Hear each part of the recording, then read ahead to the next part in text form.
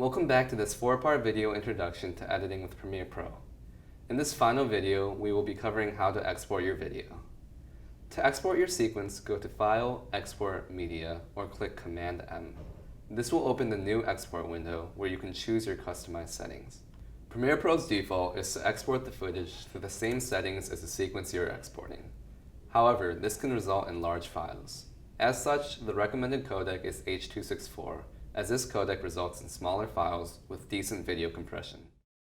H.264 is good for the web, phone, or computer presentation. When you are exporting, always check to make sure that your frame rate and resolution is the same as your sequence settings and original media. While you can export to different settings, it's a good idea to keep them the same until you learn more.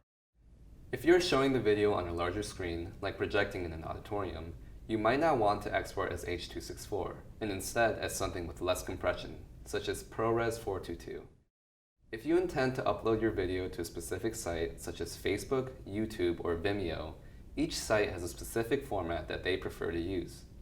It is a good idea to research the site's native format and export to that. Thank you for watching these videos, and best of luck as you start to use Premiere Pro to create your own original videos. If you ever need help with video editing software, feel free to stop by our office in 2001E of the Modern Languages building, or check out the other videos we have made on editing in different softwares. Thank you.